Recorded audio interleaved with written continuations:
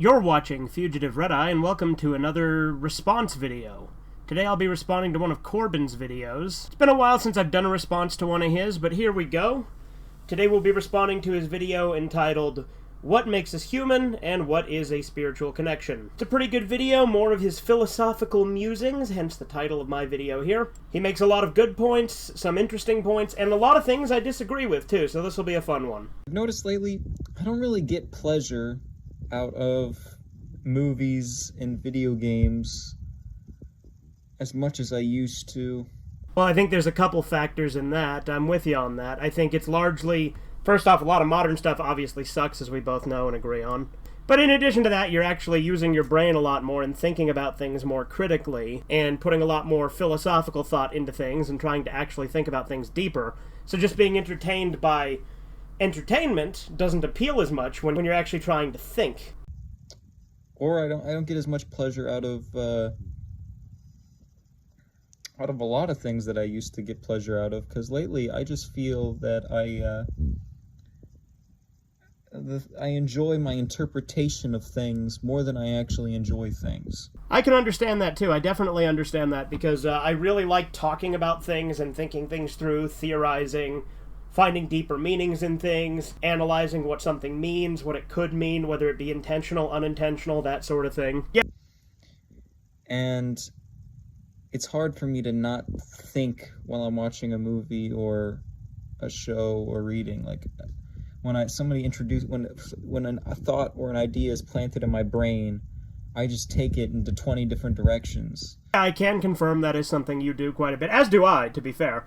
But I remember you definitely take wildly different interpretations of movies than a lot of people would, like your take on the SpongeBob movie, for instance, the masculinity message and stuff like that, over-analyzing it to that degree. And again, I can relate to that because I do the same exact thing. And I think it's much more fun when you're able to do that, which is what makes movies more interesting. And a lot of movies it's harder to do that with because a lot of movies are meaningless, pointless.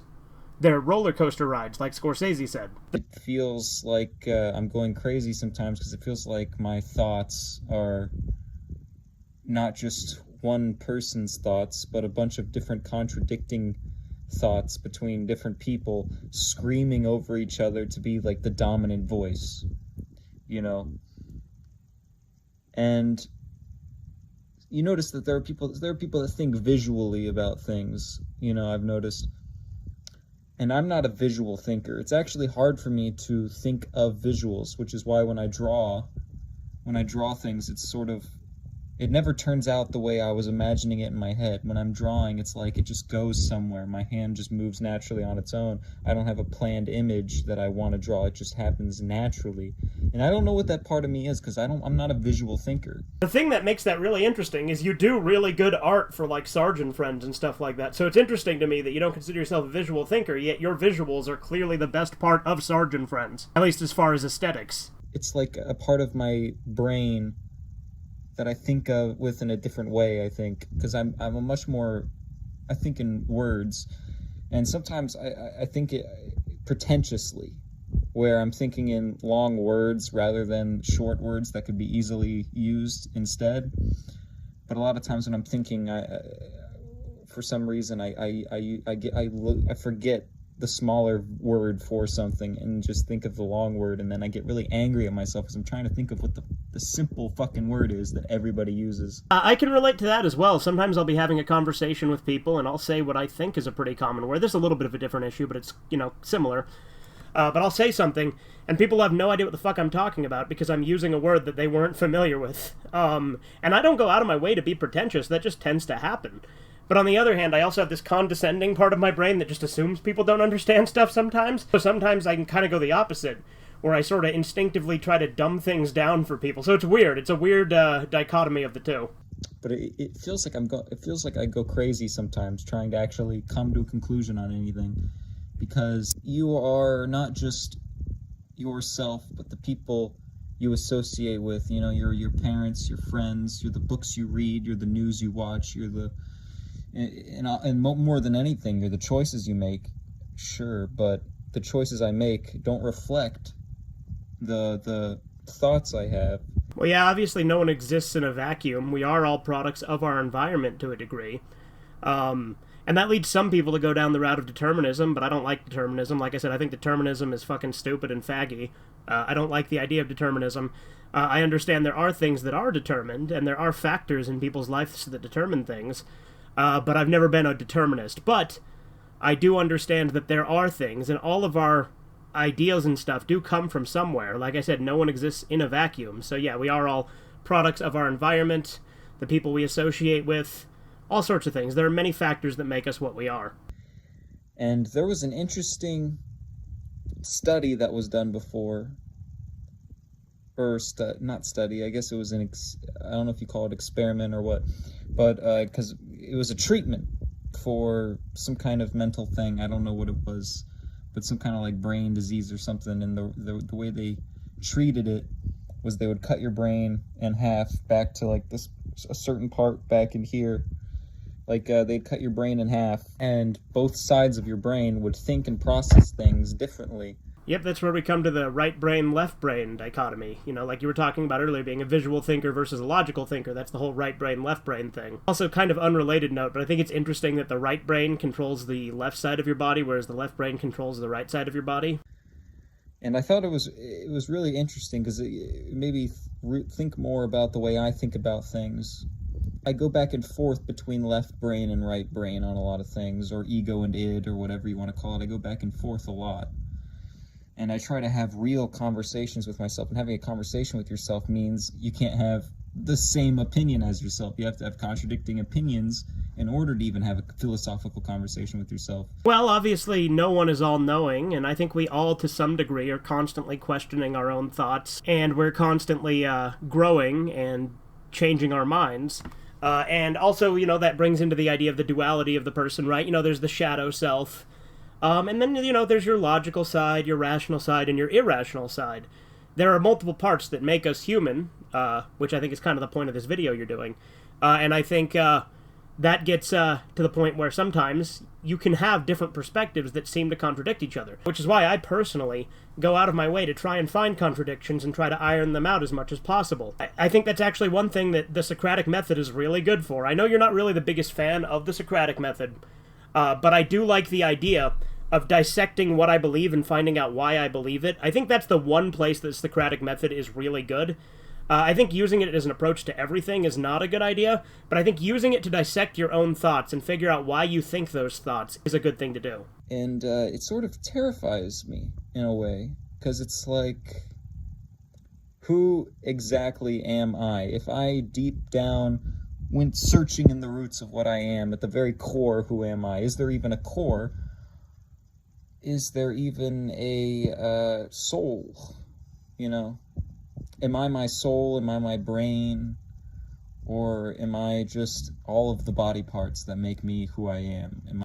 Well, I think it's a little bit of all of those, right? Like, obviously, I do believe in a soul myself, but I also do think that your brain is obviously part of it. It is definitely mostly of what you are, right? Like, everything you get comes to you through your brain. Your brain is your perception.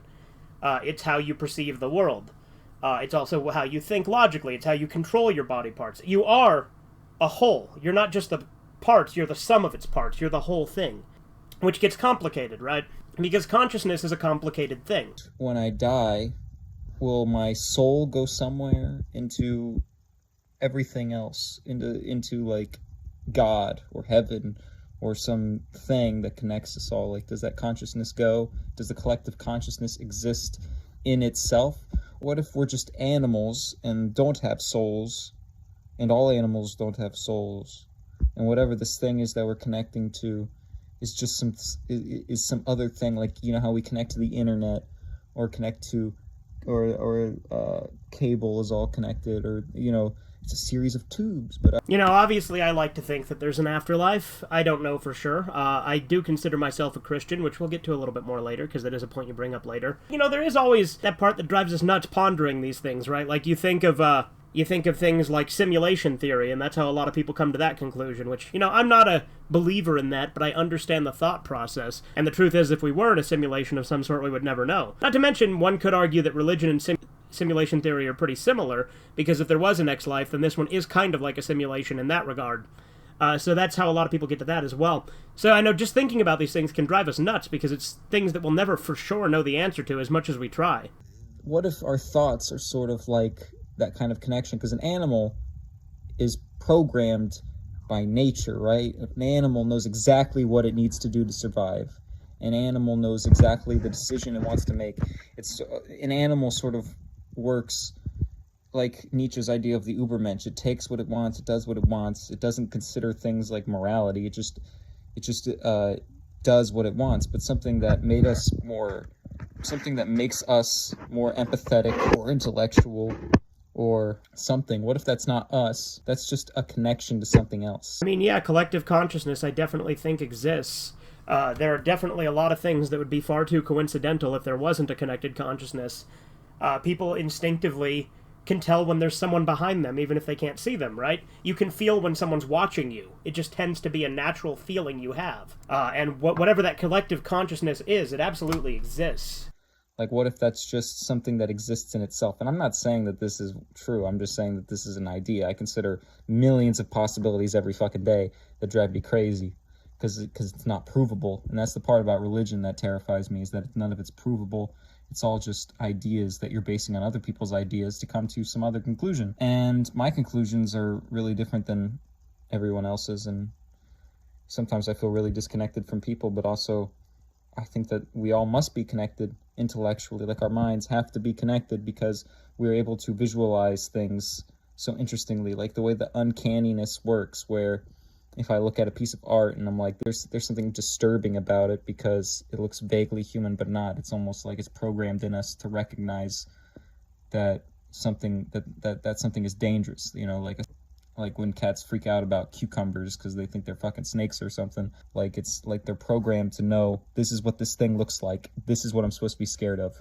This is my natural programming. I remember Spencer actually had a really interesting thought on something related to that. He thought like Bigfoot maybe was like a natural predator to people, right? And that there was like some sort of humanoid creature that coexisted with us. And that's why we fear the uncanny, because we had some sort of natural predator that either no longer exists or very rarely and sparsely exists now. It's a really interesting thought. But like, the memories of our ancestors or something are in us, maybe. But anyways, what I'm saying is, whatever this thing is, whatever we call the soul or the spirit or the collective unconscious or nirvana, what if it's all just this, it's something that we're connected to? And what if it's not a good thing? Because, I mean, are animals happier than human beings? Like, what, an animal knows what it's supposed to do. But whatever this connection is, it could be, you know, tearing us away from what makes us animals, from what makes us natural. Like, whatever this thing is that we're connecting to could be something wrong. And that in and of itself is a fucking terrifying thought. Because animals don't kill themselves, right? Animals don't commit suicide. I would say as a general rule, you're right. It has happened before. There's this bridge, I don't know where it is, where dogs actually commit mass suicide all the time. And nobody really knows why. And there have been animals that have like drowned themselves and stuff like that too, but it is exceptionally rare. But it has happened. There's also fish that will close their gills so that they'll suffocate. Like, shit like that does happen sometimes. It's much rarer with animals, but it does happen.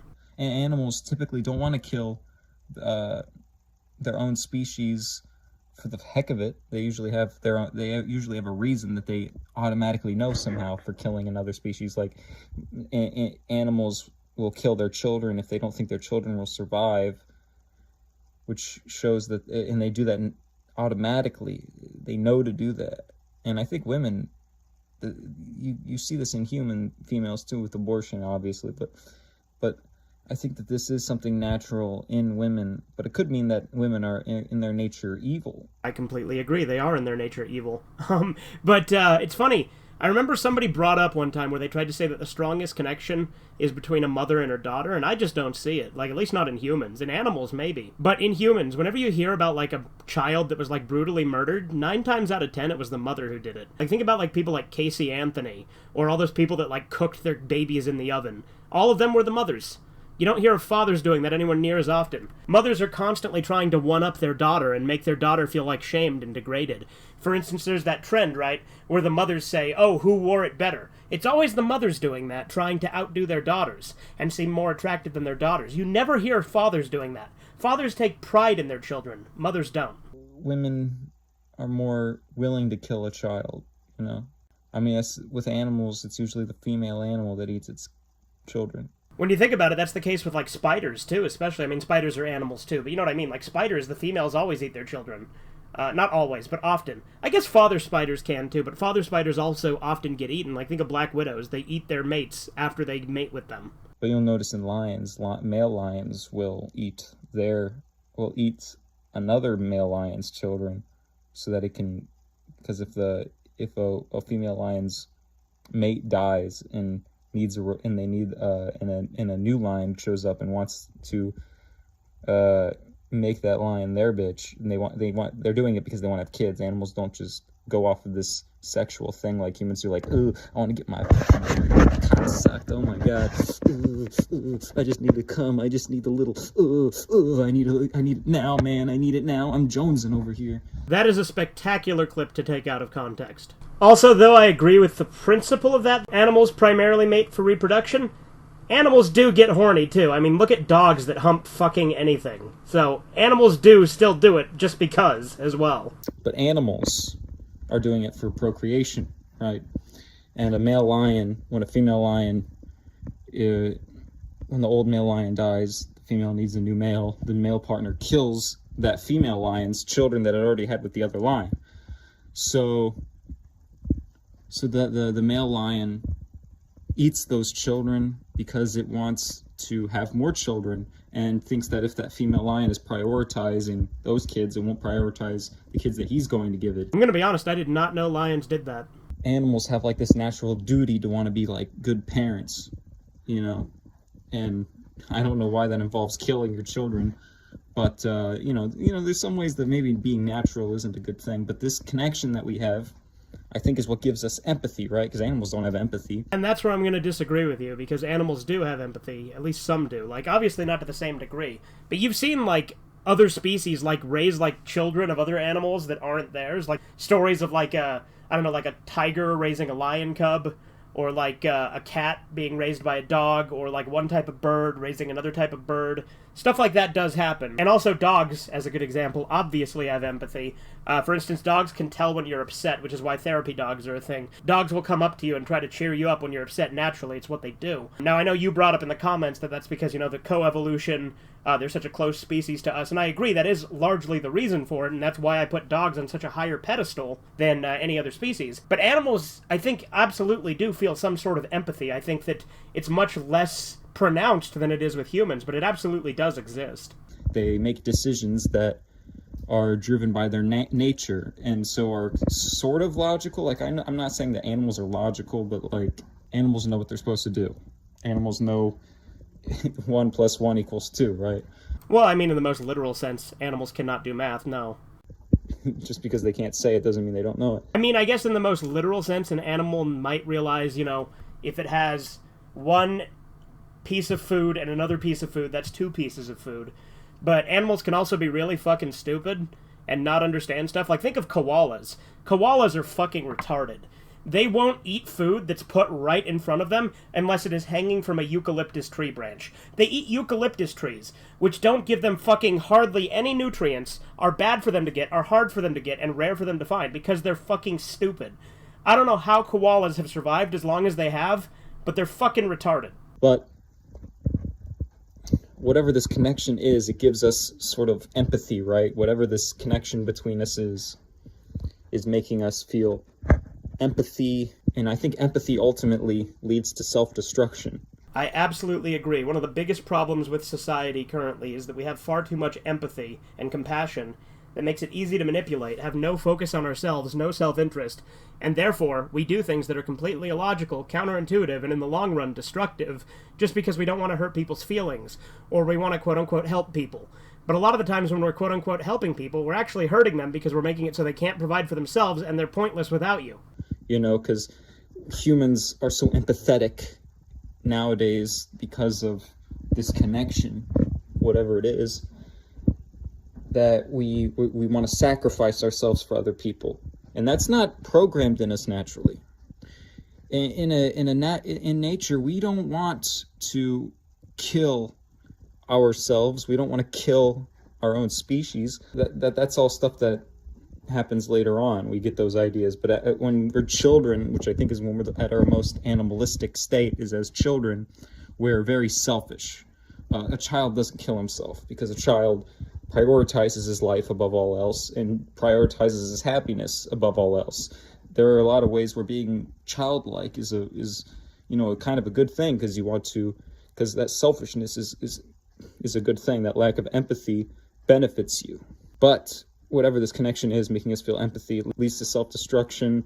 It leads us to believing that self-sacrifice is a virtue. Now, obviously, I'm not the biggest fan of self-sacrifice, and I think people lionize it far too much, and I think that it's not as virtuous as people make it out to be for pointless reasons.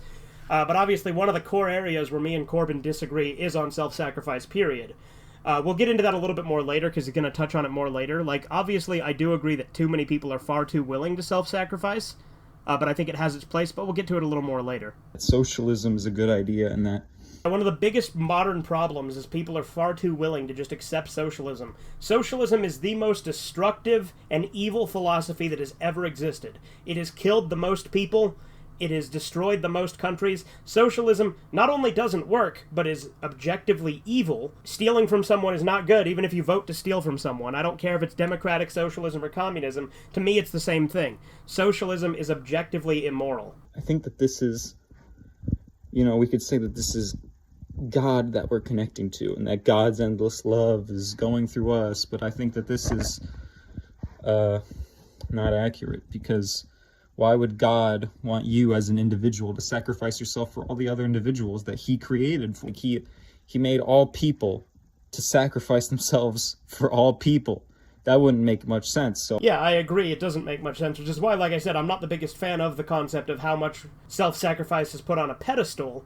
But again, we'll get to that a little bit more in a minute. I don't think that that's what it is. I don't think God wants us to sacrifice ourselves for other people, or even our families, because it's just not a logical thing to do. And also, if he believes that all human life is valuable, why would he want us to kill each other or kill ourselves or do this stuff? If he thinks that all life is inherently equal, then we might as well just do whatever we want. What reason would there be for us to sacrifice? So, this is a big point of contention with me and Corbin. I think absolutely sacrificing yourself for your family is noble, if it is necessary. Obviously, just doing it when it's not necessary doesn't make sense. But not only that, but self-sacrifice doesn't always mean death. We always do make self-sacrifices for the people we care about. Small sacrifices, yes. But sacrificing myself for my family and my ideas are like the two things I would actually give my life for, is my family, my ideas, and my friends. Those are things I care about. I don't view all life as inherently equal. I don't care about most people. There are a select number of people that I would put my life on the line for, and it's not the entirety of humanity. I would say at a base value, sure, all life sort of has an equal value, but I don't view people as equal. My brothers mean way more to me than some fucking stranger. My mom means way more to me than some fucking stranger. I do not find strangers anywhere near as valuable to me as people I care about. Now, you could argue on a base level, sure, that they have equal value in the sense that they're both life, but that's different. That's just speaking purely on, apples to apples comparisons with it being the same thing. But it's not equal value to me because life has the value that we give it. Now, I know I personally do think that human life does have objective value, but that's my own moral compass, right? The point is, subjectively, we interpret things our own way. As much as I hate subjectivism, there are different proportions of things that matter. Priorities are very big to me. So I don't give a fuck about the vast majority of people. When it comes to those people or my family, I'm fighting for my family, not those people. That's what I care about. That is a huge value to me. Ourselves for others, if from the viewpoint of God. Why would God want that? Why would God make that the way it has to be? Why would God put us even on earth and then give us this spiritual connection, tell us that there's more out there, that there's a heaven or a hell? Why did he put us even on this earth? Why did he give us this life to determine which afterlife we should go to? Why didn't he just give us all, why didn't he just make us perfect and put us all in the perfect place to begin with? It's like a lot of things we think about God, portray God as sort of a a cruel being like that doesn't even, because he's supposed to be perfect, but he creates imperfect things. Or he's supposed to be purely good, but creates bad things. So this is a classic argument that atheists use all the time called the problem of evil argument. Now, something with that. I personally, and this is going to sound like blasphemy or heresy, whatever you want to call it, but I don't personally think that God is necessarily completely all-powerful. I think he's the most powerful, right? At least in the sense of, living beings. But the thing is I think for the universe to make sense, there has to be a law of physics that even God is bound to. Because otherwise it just doesn't work. Nothing that happens would make sense. So I think with there being a God, there would have to be some sort of set of rules or things that he had to use. So for instance, I personally think evolution is the process by which God created man. I think God had to use that because that is the laws of physics. He may be able to control things at the helm, right? But that doesn't mean he's completely all-powerful. I think that God even has constraints and restrictions on him, which I know to a lot of Christians sounds like fucking heresy, and they think it's fucking bad that I'm saying anything like that. But that's the only way it can logically make sense to me, and when I think about it that way, it makes a lot of sense. As human beings, we know that we are responsible. If we create something that does something horrible, we know that we are the ones responsible, or we don't, because parents don't take credibility for the actions of their children, which I think that they actually should more often. I think that the actions of your children reflect the way you raised them.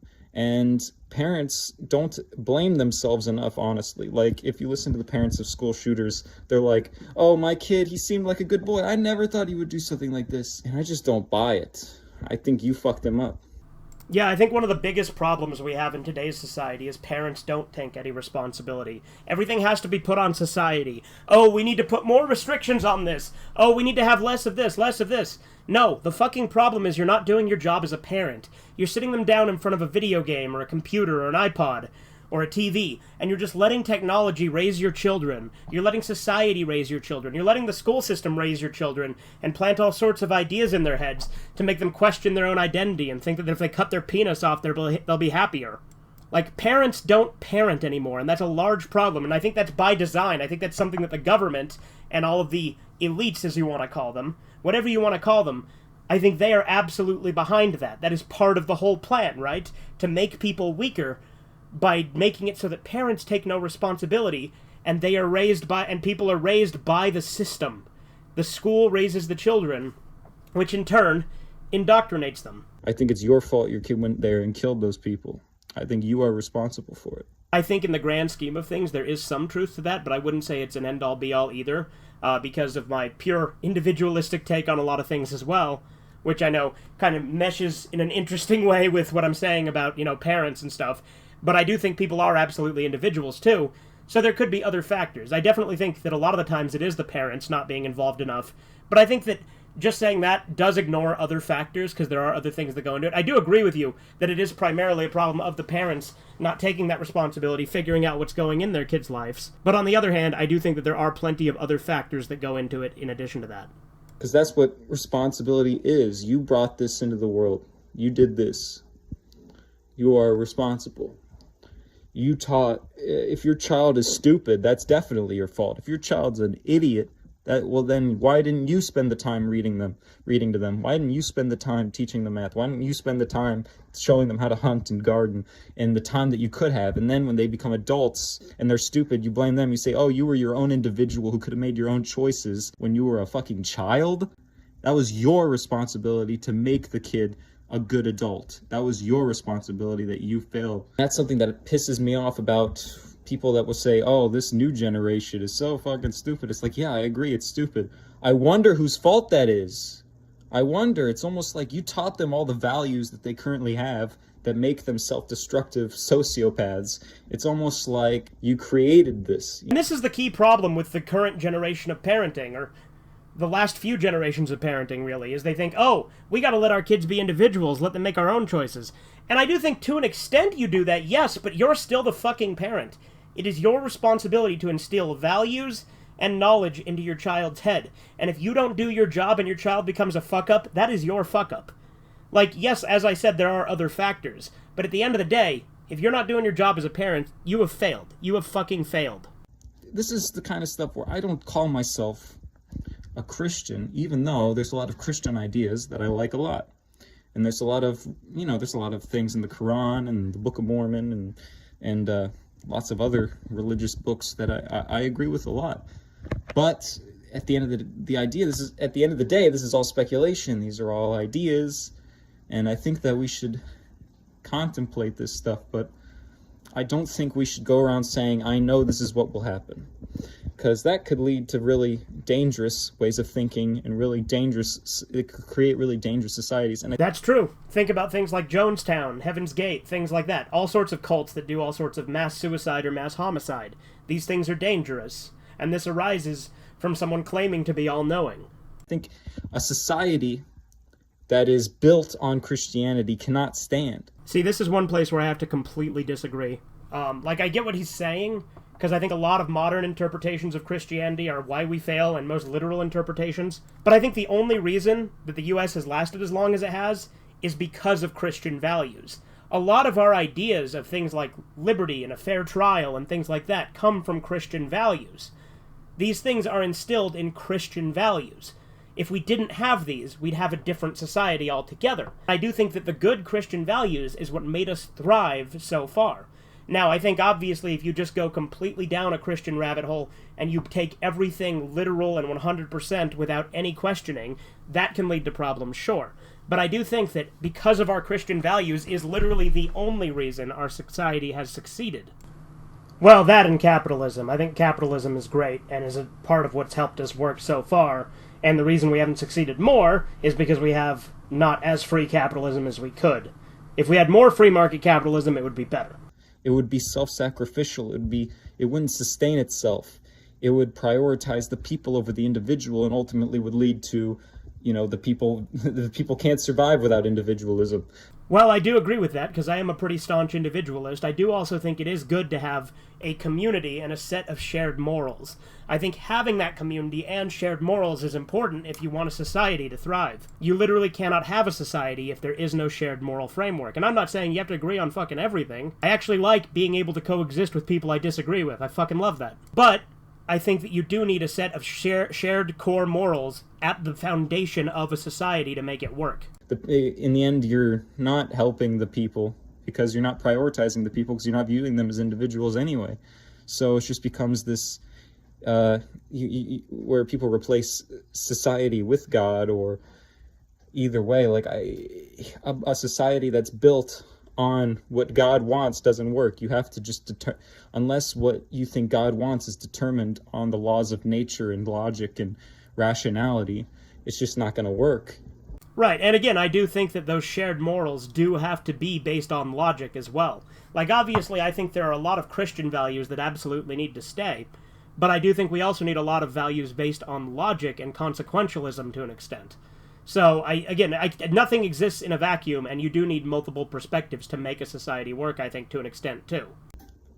It's really frustrating to express my thoughts on these ideas, because I want to have an intellectual way of thinking about it, not an emotional way of thinking about it. Right, and I think that's another one of the biggest problems with society, is everyone is focusing on their emotions and not trying to think rationally and logically. Emotional manipulation is one of the biggest issues that faces society. And I think a lot of people, they want to just automatically think that they want to say, I know that heaven is real. I'm going to go to a good place when I die.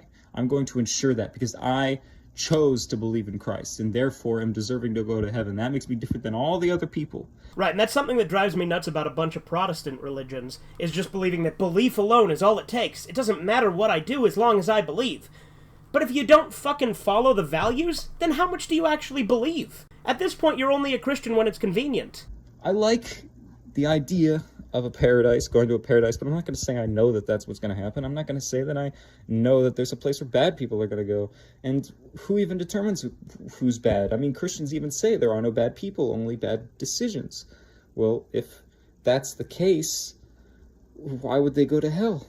Why would bad decisions warrant an eternity of suffering? Well, that's why I've never really believed in the full concept of hell as it is described by most Christian groups. Being raised Mormon definitely gave me a different perspective on that, because in the Mormon church they don't really believe in heaven and hell. There's 3 different kingdoms, which to top level is like the best paradise ever. You literally can become a god at the top level of the top kingdom and create your own worlds. And then there's 3 levels in that top kingdom.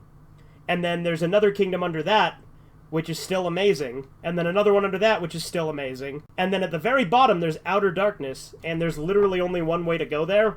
And that's if you know God exists, you basically talk to him face to face and then actively preach against him. And even with that, the only thing is it's just nothingness. It's outer darkness. There's nothing there. That's way better than an eternity of suffering and being, like, burned and flayed alive and shit. I've never been on board with the concept of hell for infinite punishment for a finite crime, no matter how serious the crime. Because infinity automatically makes it more serious than any crime you could have ever committed. Mass genocide does not compare to an eternity of suffering. So that's why I've always liked the Mormon outlook on it, because it's much more fair, I think. And basically every afterlife was better than Earth except for outer darkness. I know that's a thing that a lot of non-Mormon Christians probably can't really wrap their head around because it's drastically different. But I think that's way better than the concept of a heaven and hell, is there's degrees, and none of which are eternal suffering. It's no wonder that our societies keep collapsing over and over and over again when we keep reusing the same philosophy over and over again. Christianity brought us a lot of good things, but has ultimately become outdated. Well, I would argue that definitely Christianity can have its place in being part of that problem, but I also think a lot of the problem is the concept of liberalism and the constant need for gratification and things like that. I think that it's not just one thing that causes the fall of societies. I think it is multiple philosophies meshing together in ways that don't make sense to mesh together and ultimately causes problems. I don't think that's ever really going to change because mankind is fallible. There's no such thing as a perfect person. So that's a problem we're always going to run into, unfortunately. What I mean to say is certain ideas we know don't work out for us, and we should not consider them anymore. Like, a society that's built on empathy, altruism, and self-sacrifice cannot sustain itself. Now that I completely agree with. We can't build the society on the virtue of quote-unquote self-sacrifice. Again, self-sacrifice, I think, is only noble in very specific circumstances. And I think that we can't build the society completely on empathy. Like, empathy has its place too, don't get me wrong. But right now, we have far too much of it. And if we just build everything on empathy and altruism, that will lead to our downfall. Because altruism is wrong. Like, it doesn't work. Being altruistic for the sake of being altruistic leads to your own downfall. I think that a society needs to have competition. Like, obviously there can be cooperation, and I think cooperation can be a good thing, but competition, I think, is far more essential because that's how people grow and how societies thrive. We've proven this time and time again, and this is what drives me nuts about socialists, especially socialists that hate Christians for some reason, which is weird because I think that Christianity is where socialism originates. But and that's where science originates. And science in itself, I would say, has almost become outdated at this point. We need a new philosophy for the new times, I think. Well, and that I do also kind of agree with. I think we need to take the best bits of these things and disregard the things that don't work.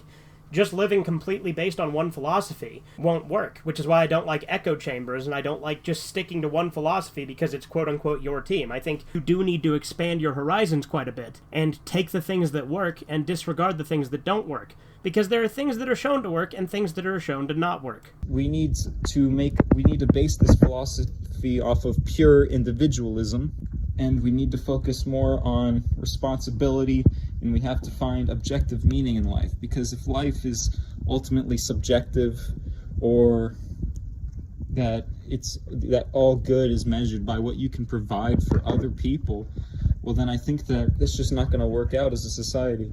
Right, as I said, we do need individualism. Like I said, I do think we need shared community and a sense of shared morals as well, but I do think that we do need to be a lot more individualistic. And again, it won't work out if you're just giving up and never doing anything for yourself. And to be honest, we also just need to be more honest about what we're doing for ourselves. It is okay to do something for your own sake. If everybody is, against each other, this might sound crazy, but I think it actually works, because we need competition. We need people to go against each other's ideas in order to bring the new philosophy and whatever that is. We need to be asking questions, being cynical, skeptical. We need to break apart an idea into pieces, right? We need to be able to break down the foundations of our philosophy and be able to explain why this is objective, why this is right, and how it benefits us. You know, we need to be able to break down the foundations of what we believe into something that makes actual sense. Right, and that's why I was advocating for the Socratic method earlier in that regard. We need to be able to question, why do we think something, what is the benefit of it, where does that originate, and what is the logical basis of it. That's why I think dissecting your own thoughts with the Socratic method is a very good idea. And the problem with a lot of philosophy, and you see this in Nietzsche, who's one of my favorite philosophers. I love Nietzsche.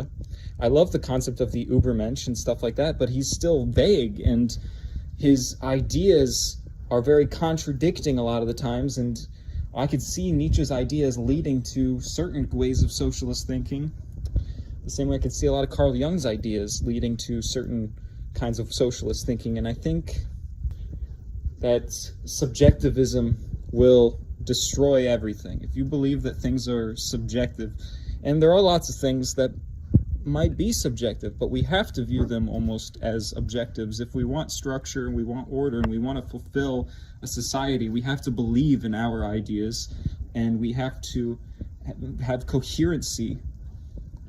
Right, and that goes hand in hand with what I was saying about how we do need to have shared morals to some extent. But anyways, I feel like I'm going off topic. I just wanted to make a video talking about some stuff I was thinking about, and this video's going on for like 24 minutes, so I think this would be a good place to end it. So yeah, that's my thoughts on Corbin's latest video. A lot of stuff I agreed with, some stuff I disagreed with.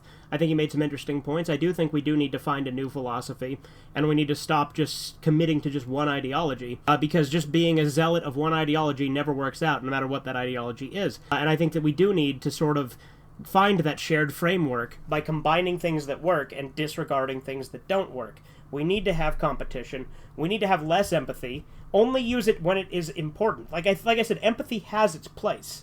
And I think self-sacrifice can have its place too. Like I said, we do make sacrifices for the people we care about. As a parent, you're going to sacrifice for your children.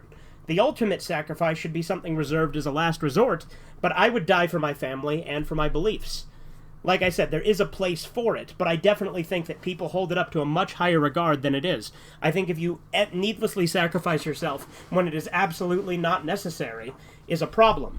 And I think that Christianity has a lot of flaws in it. I do consider myself a Christian, even though it's not the most traditional sense of Christian. And I think that a lot of Christian ideas are very good and are essentials to forming what society is. But I also think there are a decent amount of Christian ideals that do lead to problems. So I think we do need to figure out what works and what doesn't work.